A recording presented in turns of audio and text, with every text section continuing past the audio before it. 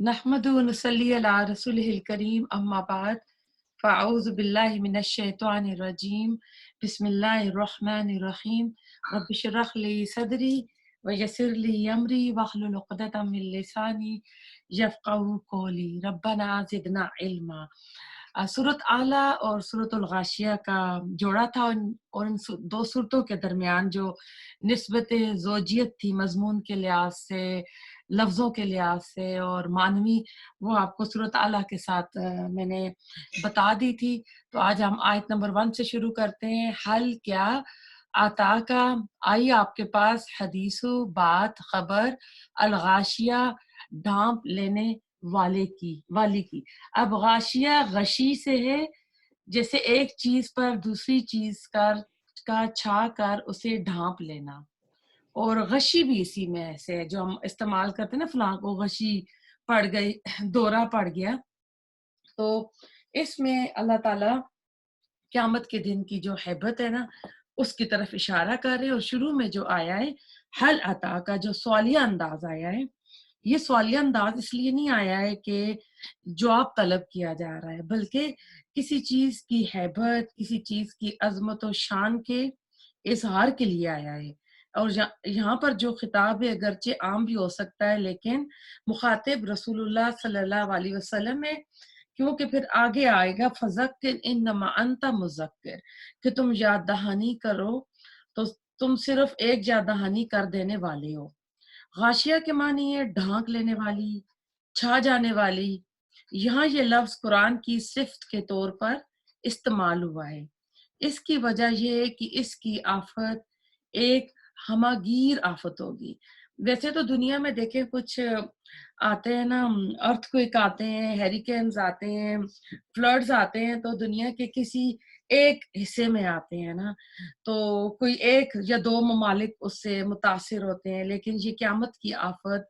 اتنی عظیم، اتنی ہماگیر ہوگی کہ یہ پوری کائنات پر چھا جائے گی، اور کوئی بھی اس سے بھاگ نہیں سکے گا۔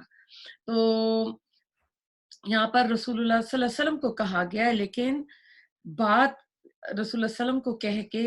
کفار کو آگاہ کرنا ہے جو شروع ہی سے آخرت کو نہیں مانتے تھے، اور کسی درجہ میں مانتے بھی تھے تو اپنے گمان کی بنیاد پر مانتے تھے کہ ہاں چلو ایسے ہو سکتا ہے، جو جس اللہ نے اتنا کچھ کیا وہ ایسے بھی کر سکتا ہے۔ تو وہ جو دن ہے وہ آ کر رہے گا۔ بگلی آیت اس کو اور مزید کھول کے بیان کر رہی ہے، وجوہن کچھ چہرے یوم اذن اس دن خاشعہ ذلیل ہوں گے، تھکے ہارے تو عاملہ میں آ رہا ہے، ذلیل ہوں گے۔ تو اب ایسا ہے کہ ان لوگوں کا قیامت کے دن جو چہروں سے ان کے اندر کے حلیے ظاہر ہو رہے ہوں گے، اس طرف اشارہ کیا گیا۔ جیسے کہ پہلی آیت میں حال عطا کا آیا تھا، تو وہ جو سوالیہ انداز تھا وہ جواب طلب کرنے کے لیے نہیں آیا تھا۔ یہاں پر قرآن نے خود ہی اس کا جواب دے دیا کہ اس دن کتنے چہرے بالکل اترے ہوئے ہوں گے، اور خاشعہ کہتے ہیں جھکے ہوئے، پست اور اداس۔ اگلی آیت کو بھی ساتھ لے لیتے ہیں، اس کے ساتھ مضمون دونوں کا ہے کہ عاملتن عمل کرنے والے، ناصبہ تھک جانے والے۔ تو یہ جو ہے اعمال تو انہوں نے کیے ہوں گے بہت سارے، اور اس کے قرآن کی آیت بتا رہی ہے کہ وہ بہت تھکے ہوئے ہوں گے۔ اور سورۃ عباسہ اور سورۃ قیامہ میں بھی ہم پڑھ چکے ہیں کہ بہت سے چہرے اس دن ذلیل اور خوار ہوں گے، جھکے ہوئے ہوں گے، لیکن تھکے ہوئے کس بات میں ہوں گے؟ کون سے عمل کیے ہوں گے؟ تو یہ دنیا کی رنگینیوں میں جو محنتیں کرتے رہے، مال اکٹھا کرنے کے لیے، دنیا کی کوششوں کے لیے، ان کی جتنے بھی کام تھے وہ دنیا ہی کے لیے تھے۔ تو دنیا کی کوششوں، محنتوں کی تھکان جو ہے نا، وہاں پر کیوں ہوگی؟ قیامت کے دن کیوں ہوگی؟ کیونکہ دنیا میں دیکھیں جو بندہ نا اتنا مال اکٹھا کر لیتا ہے، وہ تو بڑے عیش و عیاش میں ہوتا ہے، وہ تو من چاہی زندگی گزار رہا ہوتا ہے۔ تو اصل میں قیامت کے دن نا کا آپ کو پتا ہے کہ قیامت کے دن کے نام اور بھی ہیں، یوم الحسرہ بھی ہے، حسرت کا دن کیا ہے، میں نے کیوں ساری محنتیں دنیا کے لیے کی، میں نے کیوں اللہ کے راستے میں خرچ نہیں کیا تھا، صدقہ خیرات کیوں نہیں کی تھی، لوگوں کی مدد کیوں نہیں کی تھی۔ اور قیامت کے دن کا ایک نام تغابن بھی ہے، یوم تغابن، اور تغابن کا مطلب کیا ہے، جیت اور ہار کا دن۔ تو اس دن وہ مومنین جو دنیا میں بےچارے کمزور تھے، کمزور سمجھے جاتے تھے، لوگوں کی نگاہوں میں نہیں آتے تھے، تکبر کرنے والے بڑے بڑے لوگ ان کو بہت حقیر سمجھتے تھے، اس دن وہ اپنی کامیابیوں پہ جشن منا رہے ہوں گے۔ لیکن جو دنیا کے کامیاب لوگ تھے، ہم کہتے ہیں نا کہ فلانا بہت کامیاب ہے، اس کے پاس تو دنیا کی ڈگریز بھی ہیں، اس کا تو اتنی اتنی جائیدادیں ہیں، اتنا بینک بیلنس ہے، اس کے پاس تو ایسے نوکروں کی لائن لگی ہوئی ہو تو جو چاہے وہ کر سکتا ہے۔ لیکن وہاں پر یہ بندہ جو ہے نا بالکل یعنی بینکرپٹ ہوگا، اس کے پاس کچھ بھی نہیں ہوگا۔ اب ایسے لوگ دنیا میں سمجھتے ہیں کہ ہم کامیاب ہیں، ہم عقل مند ہیں، ہم نے بڑی اچھی جگہ اپنی انویسٹمنٹ کر رکھی ہے، تو انہیں اپنی دولتوں پر، اپنی محفلوں پر، اپنے فرینڈ سرکل پر بڑا غرور تھا، بڑی شان سے رہتے تھے، دنیاوی سٹیٹس پر فخر کیا کرتے تھے، خوش و خرم زندگی گزار رہے تھے، کیونکہ اللہ تعالیٰ کے قوانین کے اوپر عمل نہیں کر رہے تھے، حرام حلال جائز ناجائز کسی بات کی پرواہ نہیں تھی۔ تو اب ایسا ہے کہ وہاں وہ دن جو ہوگا ان کا حسرت کا باعث ہوگا، ندامت اور حسرت کے باعث، اور دنیا میں جتنے انہوں نے یہ کوششیں کی ہوں گی وہ ساری تھکاوٹ وہاں پر اکٹھی ہوگی، پچھتاوے اور حسرت کا جو ایک سامان ہوگا اس طرح ہوگا جیسے دنیا میں ایک ہارا ہوا جواری ہوتا ہے نا، جو اپنا سب کچھ جوئے پہ لگا دیتا ہے اور باقی اس کے پاس کچھ بھی نہیں بچتا، تو یہ بالکل اس طرح ہوگا کہ ایسی حالت میں یہ آئے گا۔ تو اس میں کہتے ہیں کہ مخلوق کے دو گروہ بھی ہو جائیں گے، اللہ تعالیٰ کے فرمانبردار لوگ ہوں گے اور نافرمان اور باغی لوگ ہوں گے۔ اور نافرمان لوگوں کا پہلے ذکر اللہ تعالیٰ نے کر لیا، اس لیے کہ ان کو اپنے کرتوتوں کا علم ہوگا، اور کرتوتوں کا علم تو ان کو ویسے بھی پتہ ہے، لیکن جو عمل نامے دیے جائیں گے نا، حساب کتاب فیصلہ تو بعد میں ہوگا، لیکن عمل ناموں کے ملتے ہی پتہ چل جائے گا کہ ہم نے ہم کیا کر کے آئے ہیں نا، تو اس وجہ سے خوف زدہ بھی ہوں گے، اور میدان محشر میں جنت بھی لائی جائے گی، جہنم بھی لائی جائے گی، تو اب ایسا ہے اس سے بچنے کا تو کوئی انجام ہی نہیں ہے، ہم فیہا خالدون ہے وہاں، تو اس وقت ان کا برا حال ہوگا۔ تو آیت نمبر جو 3 ہے کہ محنت کر کے تھکے ہوئے یہ لوگ ہوں گے، تو مفسرین نے اس آیت کے متعلق کہا ہے، اور انہوں نے یہ بھی اس میں مطلب لیا ہے کہ ایسے لوگوں کے گلوں میں توک اور پاؤں میں بیڑیاں ہوں گی، اسی حال میں کبھی انہیں کسی بلندی پر چڑھنے کا حکم دیا جائے گا اور کبھی اترنے کا، اور یہ ہم نے قرآن میں پڑھا بھی ہے۔ اور سعودہ کا جو لفظ آیا کہ ایک بڑی وہ پہاڑی سی ہوگی، بار بار اوپر چڑھیں گے اور اتریں گے، اسی محنت مشقت کی وجہ سے بھی وہ تھک کر چور ہو جائیں گے۔ اور بعض نے اسے دنیا کے متعلق لیا ہے اور مطلب یہ دیا ہے کہ وہ دنیا میں محنت اور ریاضت کر کے تھک چکے ہوں گے، لیکن ان کے نیک اعمال بھی شرک یا کسی دوسری وجہ سے برباد ہو جائیں گے، تو ایسے لوگ بھی اپنے انجام سے خوف زدہ ہوں گے۔ آیت نمبر 4، تسلا وہ جلیں گے نارن آگ میں، حامیہ بھڑکتی ہوئی، تو دہتی ہوئی آگ ان کا ٹھکانہ ہوگی۔ پہلے ہم نے دیکھا کہ ان کے چہرے جو ہیں وہ تھکے آ رہے ہوں گے، پھر جہنم میں ڈال دیے جائیں گے۔ اب جب جہنم میں چلے جائیں گے تو آگے جا کر دیکھیں کہ ان کا وہاں حال کیا ہوگا، یعنی ان کی خاطر تواضع کیسے کی جائے گی۔ تسقا وہ پلائے جائیں گے، من عین ایک چشمے سے، آنیہ کھولتے ہوئے پانی کے۔ جب جہنم کی آگ میں داخل ہوں گے تو جاتے ہی جو مشروب انہیں ملے گا وہ کھولتا ہوا پانی ملے گا، اور کھانے کو جھاڑ اور کانٹے ملیں گے۔ اگلی بھی 2 آیت اور بھی ساتھ لے لیتے ہیں۔ لیسا نہیں ہے لہم ان کے لیے، طعام کوئی کھانا، الا سوائے من ضری کانٹوں کے، لا یسمنو نہ وہ موٹا کرے گا، ولا اور نہ یغنی وہ کام آئے گا، من جو بھوک سے۔ تو جس سے نہ ان کی بھوک ختم ہوئے گی اور نہ انہیں کوئی فائدہ ہوگا۔ دری کہتے ہیں خاردار گھاس جس کا ذائقہ بہت زیادہ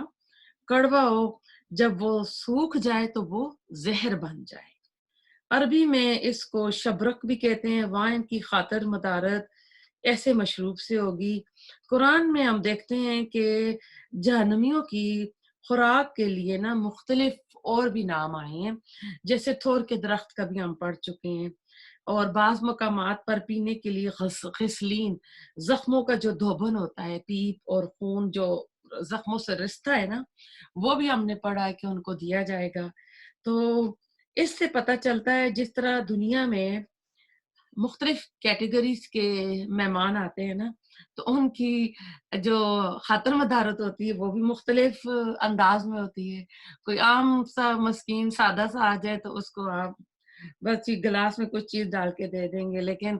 کوئی بہت ہی خاص آئے گا تو آپ بڑے ٹرے سے جائیں گے، اور خاص کر پاکستان میں دیکھ لیں، کوئی عام آئے گا تو روح افزا پلا دیں گے، اور کوئی خاص آ گیا تو بوتلیں منگوائی جائیں گی۔ تو یہ کہتے ہیں کہ یہ اسی کیٹیگری کے یہ جہنمی ہوں گے، یعنی ان کے اعمال کے مطابق جتنے برے اعمال ہوں گے نا،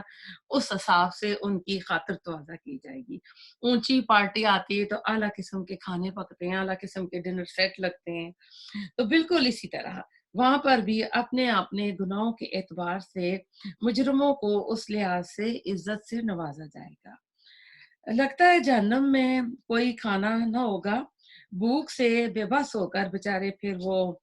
دری جو ہے نا، کانٹے دار جھاڑیاں جو ہیں وہ کھانے پہ مجبور ہو جائیں گی، اور وہ وہاں پر یہ ان کو کھانا پڑے گا کہ اس کے علاوہ وہاں پر اور ان کے لیے کوئی چارہ ہی نہیں ہوگا۔ سورۃ الدخان میں آیا ہے اِنَّ شَجَرَتَ الزَّقُومِ طعام الاسیم، کہ بے شک جو زقوم کا درخت ہے گناہگاروں کا کھانا ہوگا۔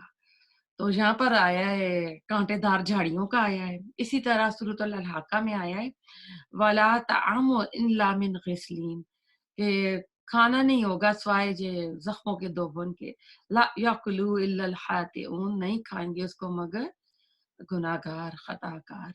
پھر ایسا ہے کہ خزاں کے نا فائدے ہوتے ہیں، یعنی خزاں جو ہم کھاتے ہیں اس کے 3 فائدے ہوتے ہیں۔ کوئی چیز کھانے کے 3 ہی سبب ہوتے ہیں، ایک لذت حاصل کرنے کے لیے کھایا جاتا ہے، ہو سکتا ہے کل موسم ایسا تھا تو آپ لوگوں نے پکوڑے وغیرہ بنا کے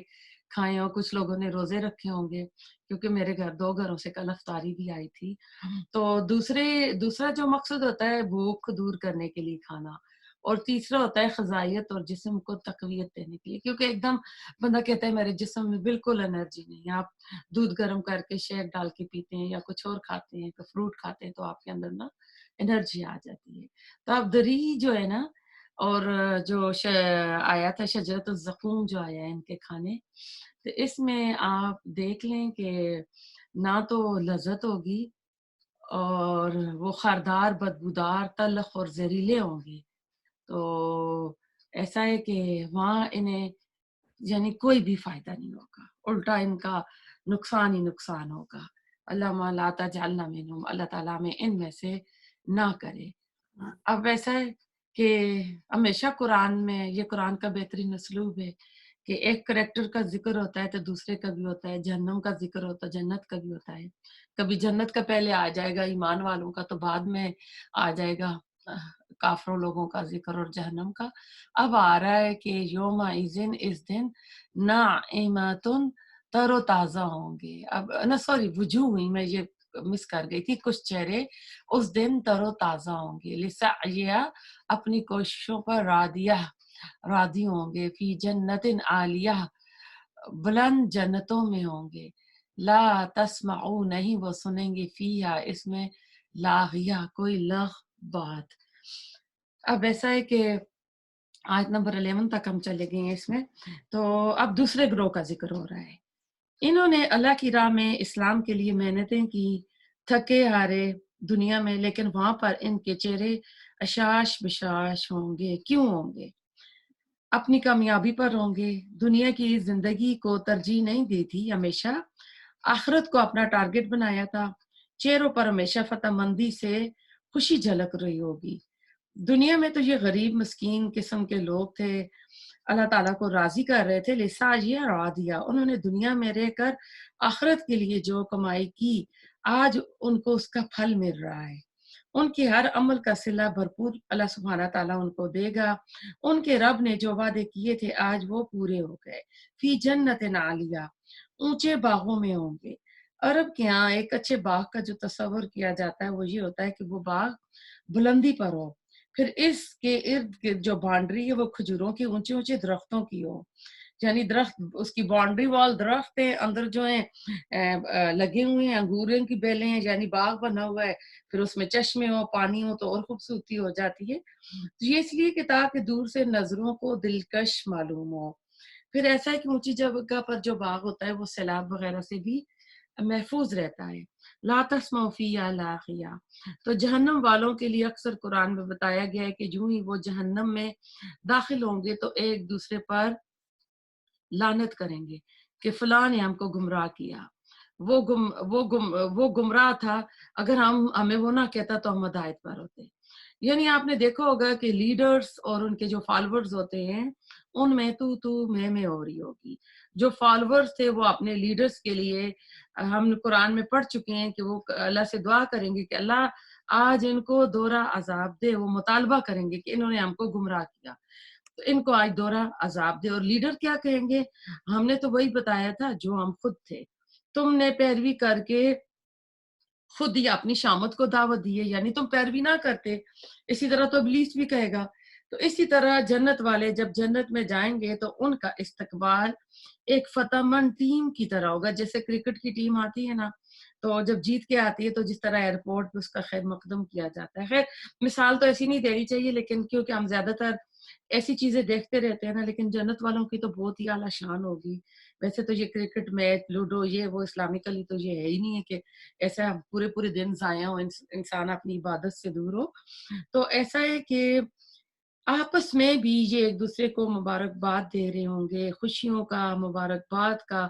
سلسلہ شروع ہوگا، نہایت خوشگوار موڈ میں ہوں گے، ایک دوسرے کے سامنے تختوں پر تکیہ لگائے ہوئے ہوں گے۔ پھر اس میں سورۃ واقعہ میں بھی آتا ہے لا یسمعون فیہا لغوا ولا تأثیما الا قیلا سلاما سلاما۔ تو اہل جنت کی شراب کی خصوصیات بھی ہم پڑھ چکے ہیں کہ سر درد نہیں ہوگا، نشہ نہیں ہوگا، زبان سے نازیبا الفاظ نہیں نکلیں گے، چغلی، جھوٹ، غیبت، لڑائی جھگڑا، حسد، گالی گلوچ، نہ بےہودہ مزاح ہوگا، نہ کسی کی طرف سے دل میلا ہوگا، بلکہ سلام سلامہ، سلامتی ہی سلامتی ہوگی، ایک دوسرے کو یعنی سلام کریں گے اور سلامتی والے ہی میسج آئیں گے۔ تو وہاں پر کسی قسم کا یعنی شور شرابہ نہیں ہوگا۔ شور شرابہ عموماً کیوں ہوتا ہے؟ لڑائی جھگڑوں سے ہوتا ہے نا، کوئی کسی کی حق تلفی کر رہا ہوتا ہے، تو وہاں ایسا کچھ بھی نہیں ہوگا۔ یہ کہتے ہیں جنت کی یہ سب سے بڑی نعمت ہوگی، جسے اللہ تعالیٰ نے جنت کی بڑی بڑی نعمتوں میں شمار کیا ہوا ہے، سلامتی والا۔ اور حضرت ختیجہ کے لیے جبرائیل علیہ السلام آتے تھے تو اللہ تعالیٰ کی طرف سے سلام لاتے تھے اور جنت میں سلامتی کے محل کی خوشخبری دیا کرتے تھے۔ پھر اس میں آیا ہے فیا عین جاریہ کہ اس میں ایک چشمہ ہوگا جاری رہاں۔ جنتیوں کی وجہ سے جب جنت ماحول میں جائیں گے نا تو جنتیوں کو وہ ماحول جو ہے بہت خوشگوار لگے گا، پیار محبت سلامتی ہوگی، یعنی یہ ہم پچھلی آیات میں جو پڑھا نا ان کو سامنے رکھیں، اور پھر مزید ان کو جو سین دکھائے جائیں گے، جو مناظر ہوں گے وہ بھی بہت خوشگوار ہوں گے۔ اگر کوئی گروپ کہیں پکنک پہ چلا جائے نا اور بہت ہی خوبصورت جگہ ہے، بہت ہی پیاری سینری ہے، لیکن وہاں وہ جو گئے ہیں لوگ، ایک فیملی کا گروپ گیا ہے یا فرینڈس کا گیا ہے، ان کا وہاں جھگڑا ہو جاتا ہے، تو اب ایک دوسرے کو لان تان ہو رہی ہے، تو اب دیکھیں اتنے خوبصورت سین سے کون لطف اندوز ہوگا؟ جلی سڑی کٹی، ایک تو ہوگا تھوڑا نڈر قسم کا، دوسرے کو سنا دے گا جو تھوڑا ہوگا اس ٹائپ کا، اس کا دل ہی دکھ رہا ہوگا، اس کو وہاں کوئی یعنی انجوائمنٹ نہیں ہوگی۔ تو اس آیت میں حسین منظر کی طرف اشارہ ہے، ایک چشمہ ہوگا، یہ باغ کی شادابی کے لیے ہوگا، باغ کا بھی ذکر ہوا ہے نا، تو سورۃ دہر میں ہم نے پڑھا کہ ایک چشمہ نہیں ایک سے زیادہ چشمے ہوں گے، اور سورۃ محمد میں بھی پڑھا کہ وہ 4 قسم کی وہ نہریں ہوں گی، دودھ کی، شراب کی، پانی کی اور کیا کہتے ہیں، پھر اگلی آیات پہ چلتے ہیں، آیت نمبر 13، 14، 15، 16 اکٹھی کریں گے، مضمون ان کا ایک ہی ہے۔ فیہا، اس میں سرور مسندیں ہوں گی مرفوعہ بلند، و اکواب اور پیالے موضوعہ رکھے ہوئے، و نمارک اور تکیے مصفوفہ صف در صف، و زرابیج اور نفیس قالین مبثوثہ پھیلائے ہوئے۔ جنت کا جو سامان آرائش ہے اس کی طرف اشارہ کیا جا رہا ہے، یہ سب کچھ اہل جنت کی آسائش کے لیے موجود ہوگا۔ مختلف صورتوں میں ان کی جو تفصیلات مختلف ہم پڑھ چکے ہیں، اختلاف ان میں، یہاں اب جہاں پہ ہم نے دیکھا نا کہ جہنم کے کھانوں میں، جہنم کی چیزوں میں جہاں اختلاف آ رہا ہے، کبھی زقوم کا درخت آ رہا ہے، کبھی کانٹے دار جھاڑیاں آ رہی ہیں، کبھی زخموں کا دوبن آ رہا ہے، تو کبھی ابلا ہوا پانی آ رہا ہے، تو وہاں بھی ان کے گناہوں کے حساب سے یعنی مختلف کیٹیگری سے ان کو نوازا جائے گا۔ جنت میں بھی ہم کو مختلف چیزیں ملتی ہیں، تو یہ اختلاف جو ہے نا جنت کے مختلف درجوں کے اعتبار سے ہوگا۔ جیسے ہم دنیا میں دیکھیں، کوئی اپارٹمنٹ میں رہتا ہے، کوئی مڈل کلاس ہے، کوئی ہائی کلاس ہے، اور کچھ بہت ہی اعلیٰ سوسائٹی کے لوگ ہوتے ہیں، اسی کے مطابق اپنی انہوں نے رہائش رکھی ہوتی ہے، اسی کے مطابق ان کی عیاشی ہوتی ہیں۔ بالکل اسی طرح وہاں پر بھی ایمان، تقوی اور اعمال کے لحاظ سے درجے ہوں گے، اس لیے جنت کی نعمتوں میں، چشموں میں آپ کو اختلاف نظر آئے گا۔ تو جیسے ہر سب ڈویژن ہوتے ہیں نا، تو ہر سب ڈویژن کی ایک اپنی ویلیو ہوتی ہے، تو اس ویلیو کے مطابق تو یہ انسان کے جیسے اعمال ہوں گے اس لحاظ سے وہ جنت کی اعلیٰ سے اعلیٰ جو سب ڈویژن ہوں گے نا اس میں ہوگا۔ اور یہ ایسا ہے کہ ساری چیزیں عالم غیب کی ہیں، اونچے تختوں پر یہ بیٹھے ہوئے ہوں گے، تو اونچے اونچے تخت عموماً جو بادشاہوں کے ہوتے ہیں نا، ان کے عموماً دکھائے جاتے ہیں، تو وہاں ان کی جو سرور المرفوعہ آیا ہے، تو اس زمانے میں جو مراسلاتی سلطان ہوتے تھے ان کے اونچے اونچے تخت ہوتے تھے، اس لیے اس سے مثال دی گئی ہے۔ لیکن جنت ہر جنتی کی خواہش کے مطابق ہوگی، وہ جس شکل میں جنت کی آرائش چاہے گا اس کو جنت اسی شکل میں آراستہ ملے گی۔ پھر اکواب موضوعہ، اکواب کوپ کی جمع ہے، کوپ کہتے ہیں کپ کو، ایک ہی چیز، یہ پیالے، آبخورے، جام سب کے لیے ہوگا، اور یہ بڑے کرینے سے رکھے ہوئے ہوں گے۔ وَنَمَارِقُ مَصْفُوفَةٌ، قالین اور غالیچے جو ہیں، یعنی ان کی نشست گاہ جو ہوں گی ان میں قالین، غالیچے جو ہیں ترتیب سے بڑے خوبصورت انداز میں بچھے ہوئے ہوں گے، کوئی جگہ خالی نظر نہیں آئے گی۔ وَزَرَابِيُّ مَبْثُوثَةٌ، زرابیو جمع زربیت، کی یہ تکیوں اور نعالچوں کے معنی میں آتا ہے، یعنی قالینوں پر تکیے،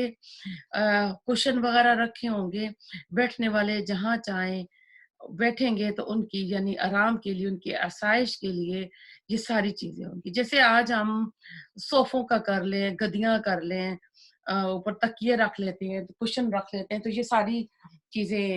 اس میں آئیں گی۔ پھر اگلی آیات پہ چلتے ہیں۔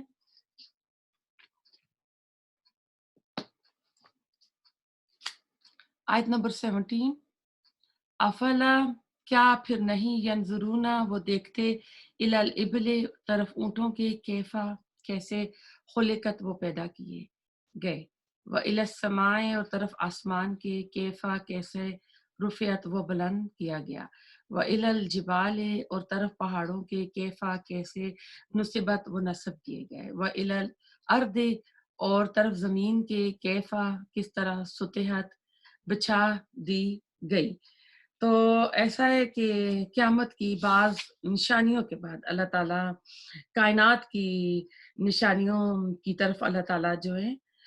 نظر کہہ رہے ہیں کہ آپ دوڑائیں، ان پر غور و فکر کریں۔ سب سے پہلے ذکر جو ہے اونٹ کا آ گیا ہے۔ اونٹ کی طرف کیوں توجہ دلائی گئی؟ کیونکہ عربوں کا یہ اور خانہ بدوشوں ان کا یہ مین ایک چیز ہوتی تھی، اونٹ ان کی سواری کے کام بھی آتا تھا، اور اونٹ ان کا ایک قیمتی جو ہے نا متاع تھا، اور صحرائی سفر میں اونٹ کو جو ہے ہوائی جہاز بولا جاتا ہے، اور اونٹ ایسا ہے کہ اس کو ایک بار پانی پلا دیں پھر 10 دن تک پانی نہ پیئیں تب بھی یہ گزارا کر لیتا ہے. اس لیے 8 ذی الحجہ کا جو دن ہوتا ہے اس کو یوم الترویہ بھی بولتے ہیں، اس لیے کہ اس زمانے میں جب مینا کے لیے نکلتے تھے انہیں پتہ ہوتا تھا اب ہم 5-6 دن جو ہے مینا عرفات مزدلفہ میں رہیں گے، تو یہ اپنے گھروں سے اونٹوں کو پانی پلا لیتے تھے، پھر اگلے اتنے دن وہ ان کو پانی نہیں پلاتے تھے. تو یہ جو ہے بلا تکلف سفر جاری رکھ سکتا ہے، خاردار جھاڑیاں، خشک گھاس اور پتے کھا کر اپنا یعنی گزارا کر سکتا ہے. ریت میں اس کے پاؤں نہیں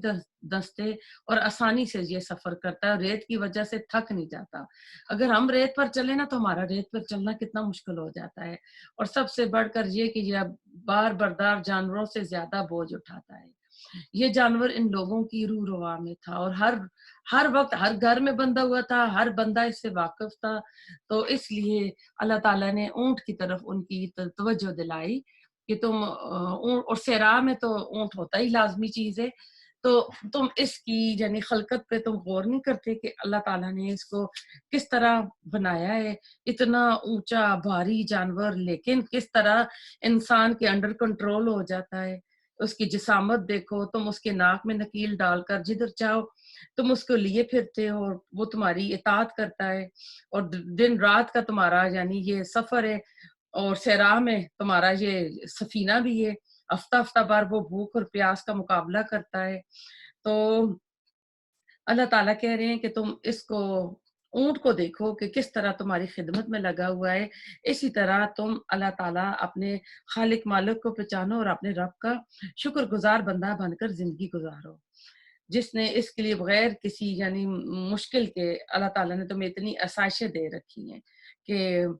تم اس کا جتنا بھی شکر ادا کرو یہ کم ہے.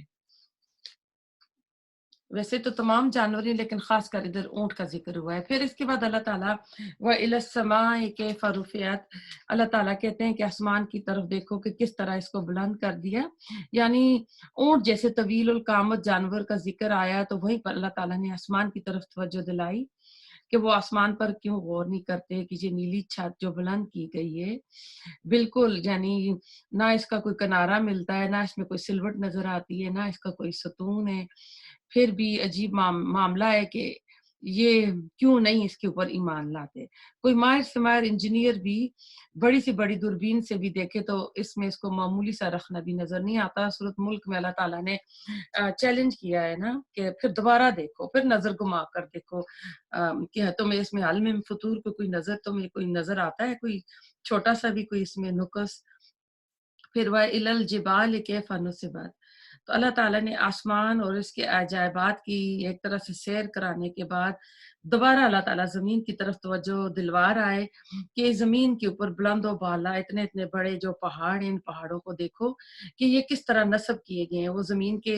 توازن کو قائم رکھے ہوئے ہیں اور وہ کسی ایک طرف لڑک نہیں جاتے، وہ ہواؤں اور بادلوں کو بھی کنٹرول کرتے ہیں. بارش کی تقسیم بھی اللہ کی قدرت سے انہی کی وجہ سے ادھر سے ادھر ہوتی ہے. یہ پتھر کے ہیں لیکن قدرت نے ان کے اندر خلق کی سیرابی کے لیے رکھا ہے. کبھی کبھی پتھروں سے پانی نکل آتا ہے، نہریں نکل آتی ہیں میٹھے پانی کی. تو یہ قدرت کے بے شمار قیمتی خزانے انہوں نے اٹھائے ہوئے ہیں. تو انسان تو اس کے اوپر غور کیوں نہیں کرتا کہ یہ کون ہے جو سارا کچھ کر رہا ہے. پھر اللہ تعالیٰ پہاڑوں کے بعد اللہ تعالیٰ کہتے ہیں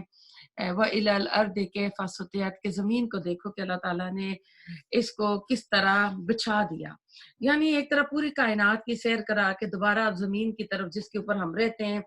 صبح شام اس کا ہم مشاہدہ کرتے ہیں تو اس کے گوشے گوشے میں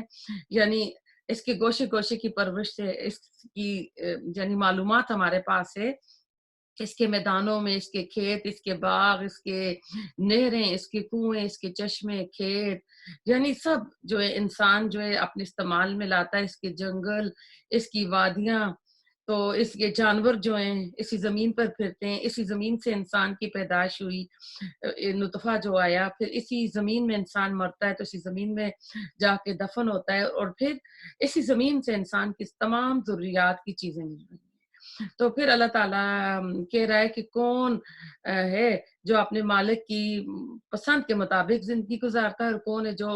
کہ اپنے آباء و اجداد کی میراث سمجھ کر اس زمین پہ اکڑ دکڑ کر چلتا ہے۔ کوئی نواب وڈیرے ٹائپ ہوتے ہیں نا، تو یہ زمینیں ہماری ہیں، کئی کے پورے پورے مربع ہوتے ہیں نا، تو ان کو اس کے اوپر فخر ہوتا ہے نا۔ تو اس میں بندے کا جو مزاج ہے، بندے کا جو ایٹیٹیوڈ ہے، کردار کیسا ہوگا کہ اللہ کا بندہ بنے گا، عاجزی کرے گا کہ اللہ تعالیٰ کی یہ زمین ہے، عاجز بن کر رہوں، یا غرور اور تکبر سے کہ ہم تو خاندانی نواب ہیں اور ہمارا تو یہاں سے زمینیں وہاں تک گئی ہوئی ہیں۔ میں نے آپ کو پہلے بھی ایک بار قصہ سنایا تھا کہ کسی کی زمینیں تھی، اس میں پورا دن ٹرین چلتی رہے تو اس کی زمینیں ختم نہیں ہوتی تھی، لیکن وہ کسی دوسری شہر گیا، دشمنی کی بنا پر کسی نے مار کے پھینک دیا، اس کی آئی ڈی بھی نہیں تھی، تو اس کی وہاں اس کو دفنا بھی دیا گیا۔ پھر بعد میں بچے ڈھونڈتے ڈھونڈتے گئے تو اس کی پھر قبر سے نکال کے تو کہتے نہیں، ہمارے تو والد کی اتنی زمینیں ہیں کہ ٹرین گزرے تو پورا دن گزرتی رہے، ہماری زمینیں ختم نہیں ہوتی، تو ایک غیر زمین میں ہمارا فادر کیوں دفن ہونا۔ تو یہ ہے کہ اللہ تعالیٰ یہ زمینیں دیکھا جائے تو اصل میں اللہ تعالیٰ کی ہیں، اللہ تعالیٰ نے اس کی کیا، تو کیفا خلقت کیفا رفعت، اللہ تعالیٰ نے اس کے اوپر توجہ دلائی کہ اپنا دماغ کھولو اور غور و فکر کرو۔ تو چند نمایاں نشانیوں کی طرف اللہ تعالیٰ نے توجہ دلوائی، اور مکہ کے خاص کر جو ضدی لوگ تھے، اور نمایاں چیز ان کے پاس سب سے جو تھی وہ اونٹ تھا، جس سے وہ بہت فائدے لیتے تھے، اور اس کی طرف اشارہ کر کے آسمان کی طرف توجہ دلائی کہ آسمان کو بھی دیکھو، زمین کو بھی دیکھو، پہاڑوں کو بھی دیکھو، اور اس زمین میں کتنی اللہ تعالیٰ نے جو نشانیاں دی ہیں وہ دیکھو۔ تو ان سب نشانیوں میں اللہ تعالیٰ کی ربوبیت جو ہے نا کھل کر سامنے آتی ہے۔ تو اپنے خالق کو، اپنے مالک کو پہچانو، اور اس کے احکامات کے مطابق زندگی گزارو، اور اس کی نافرمانی نہ کرو، کیونکہ اگلی آیت میں پھر نبی صلی اللہ علیہ وسلم کو حکم دیا جا رہا ہے فذکر، پس نصیحت کیجئے، انما بے شک انتا آپ تو مذکر نصیحت کرنے والے ہیں، لستا نہیں آپ علیہم ان پر بمسیطر داروغہ۔ تو ایسا ہے کہ اس میں نبی صلی اللہ علیہ وسلم کو ایک طرح سے تسلی بھی دی جا رہی ہے کہ آپ جو ان کو بار بار قرآن کی آیات پڑھ کر سنا رہے ہیں، آپ جو ان کے اوپر تبلیغ کر رہے ہیں، ایسا نہیں ہے کہ آپ کے سمجھانے کے انداز میں یا آپ کے جو دلائل ہیں وہ کمزور ہیں۔ دلائل تو زمین سے لے کر آسمان اور آسمان سے لے کر زمین تک چپے چپے کے قرآن نے دے دیے ہیں، لیکن فائدہ کون اٹھائے گا؟ جس کے اندر اللہ تعالیٰ کا ڈر ہوگا، تقوی ہوگا۔ سَيَذَّكَّرُ مَن يَخْشَىٰ سورۃ اعلیٰ میں ہم پڑھ چکے ہیں۔ تو وہ لوگ کہ جن کے دلوں میں سختی چھائی ہوئی ہے، وہ ان نشانیوں سے کوئی فائدہ نہیں اٹھائیں گے۔ وَيَتَجَنَّبُ الْأَشْقَىٰ سورۃ اعلیٰ میں ہی آیا تھا۔ تو یہ دو طرح کے رویے سامنے آتے ہیں، ایک بے نیازی دکھاتا ہے، ایک جو ہوتے ہیں وہ متی ہو جاتے ہیں، عاجزی دکھاتے ہیں، اللہ تعالیٰ کو اپنا مالک خالق مانتے ہیں۔ تو اب ایسا ہے کہ اس میں رسول اللہ صلی اللہ علیہ وسلم کا یعنی قصور نہیں ہے، آپ تو ان کو نصیحت کر رہے ہیں، آپ کی دلائل سب صحیح ہیں، ایسا نہیں ہے کہ کیونکہ فلاح اللہ کا باقی النفس کا بھی آتا ہے کہ آپ تو اپنے آپ کو ہلاک کر دیں گے کہ یہ ایمان لانے والے نہیں ہیں۔ تو رسول اللہ صلی اللہ علیہ وسلم کو اللہ تعالیٰ کہہ رہے ہیں کہ ہم نے آپ کو یاد دہانی کرانے والا بھیجا ہے، یعنی تبلیغ کرنے والا، واعظ کرنے والا، لیکن ان کے ایمان کا ٹھیکیدار بنا کر نہیں بھیجا ہے۔ ایمان نہ لانے کی آپ سے باز پرس نہیں ہوگی۔ اگر وہ ایمان نہیں لا رہے تو ہم آپ سے اس کا سوال نہیں کریں گے۔